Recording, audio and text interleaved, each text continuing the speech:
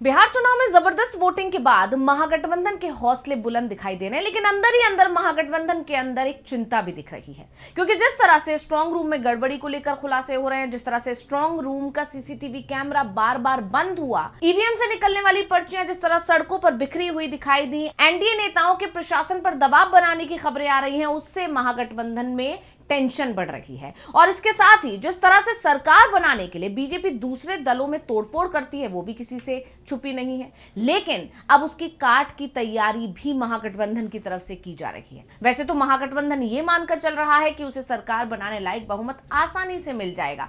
तमाम survey report जो आए हैं उसमें भी यही दावा किया गया, और खासकर जिस तरह से बंपर वोटिंग हुई है उसे देखकर तो वैसे ही माना जा रहा है। और जब जब बंपर वोटिंग होती है, सत्ता बदलने के आसार बढ़ जाते हैं, और इसी को देखते हुए महागठबंधन ये मानकर चल रहा है कि उसे इतनी सीटें मिलेंगी कि बीजेपी की दूसरे दलों में सेंधमारी की कोशिश भी कामयाब नहीं हो पाएगी।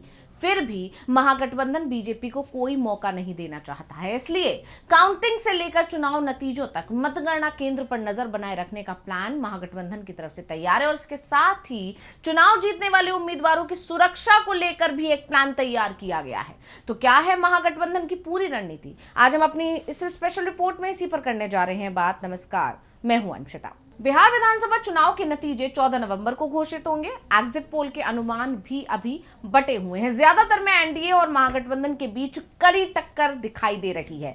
यही नहीं, जिस तरह से बिहार में बंपर वोटिंग हुई उससे महागठबंधन का उत्साह बढ़ा है, लेकिन इसके साथ ही उसकी चिंता भी बढ़ गई है, क्योंकि महागठबंधन को अपने विधायकों की सुरक्षा की चिंता अब सताने लगी है। यानी नतीजे आने के बाद महागठबंधन के जो उम्मीदवार जीतेंगे उन पर कहीं बीजेपी सेंध लगाने की कोशिश ना करे, और इसी को लेकर तेजस्वी यादव और राहुल गांधी को विधायकों के पाला बदलने की संभावना लग रही है, और इसे देखते हुए उनकी सुरक्षा के लिए अभी से प्लान बना लिया गया है।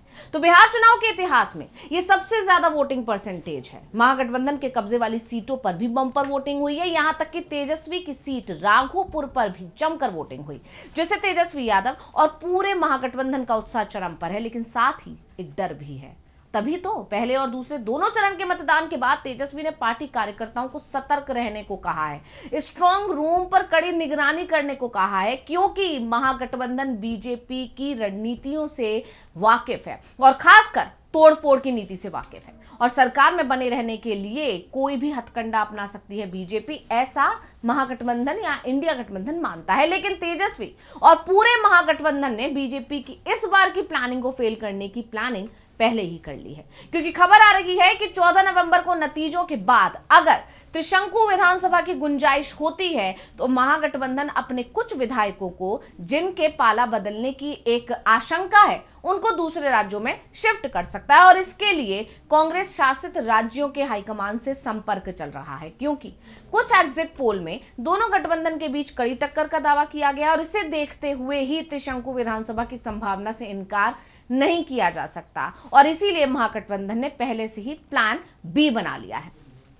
अब गठबंधन टूट सकने वाले दलों के विधायकों को इंडिया ब्लॉक की सरकारों वाले राज्य में शिफ्ट करने की तैयारी हो रही है।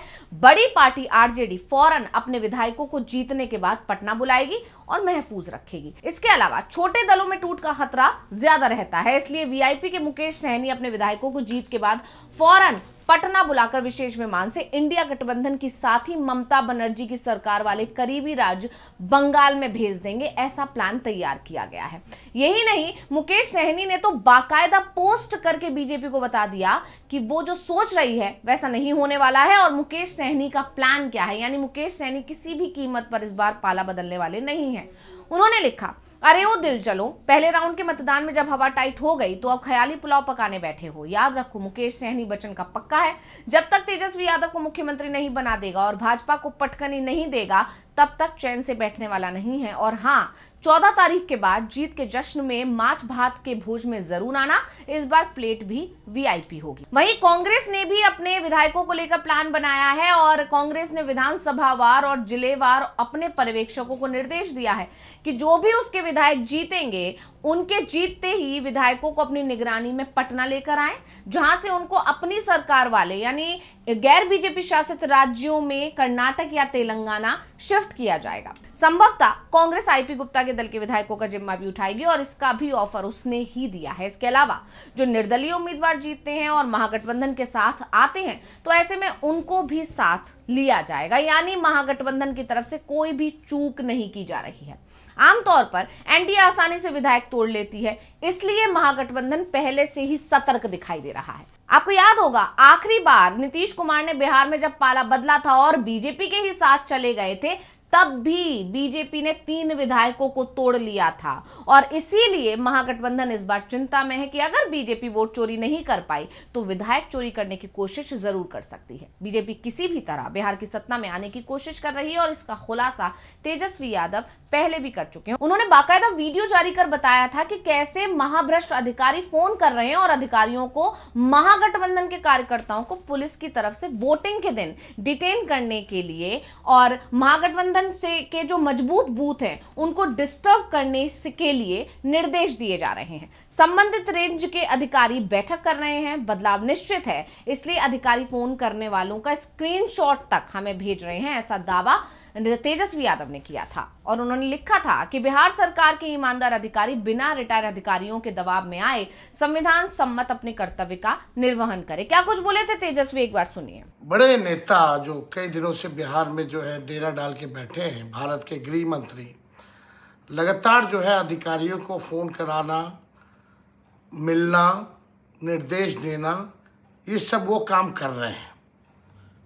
और आज शाम की हमको सूचना मिली है कि भाई मुख्यमंत्री आवास से भी जो है कई लोगों, कई अधिकारियों को जो है फ़ोन जा रहा है और कई जगह कहाँ क्या डिस्टर्ब करना है, अपने अपने रेंज में वो अधिकारी कौन बूथों पे डिस्टर्ब करना है, कौन बूथों पे नहीं करना है, इस तरह का निर्देश जो है जा रहा है।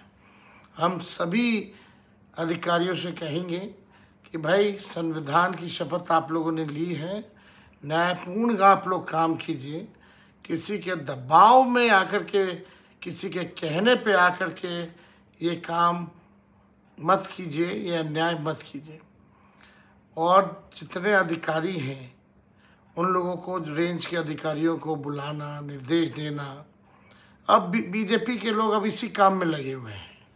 सीएम हाउस अब पूरा कौन कौन अधिकारी क्या क्या कर रहा है तेजस्वी को सब पता है और कई जानकारी जिन अधिकारियों को बुलाया गया है, फ़ोन पे निर्देश दिया गया है, वही अधिकारी हमको सूचना उनमें से ही लोग दे रहे हैं।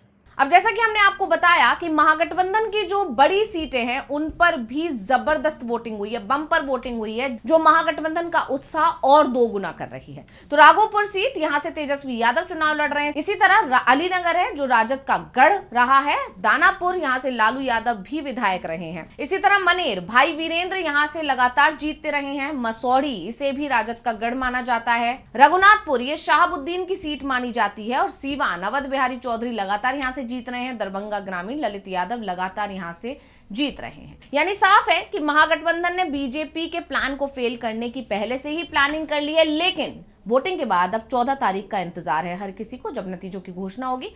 नीतीश जहां एक बार फिर सत्ता में वापसी देख रहे हैं, तो वहीं तेजस्वी पहली बार सीएम बनने का ख्वाब देख रहे हैं। अब किसका सपना पूरा होगा ये तो 14 नवंबर को ही पता चलेगा। लेकिन अगर बीजेपी ने किसी तरह का खेल करने की कोशिश की तो उसका खेल कैसे खराब करना है वो तेजस्वी ने प्लान पहले ही बना लिया है। तो स्पेशल रिपोर्ट आपको कैसी लगी हमें कमेंट करके अपनी राय जरूर दीजिएगा। इसी के साथ मुझे दीजिए इजाजत। देखते रहिए डीवी लाइव। नमस्कार।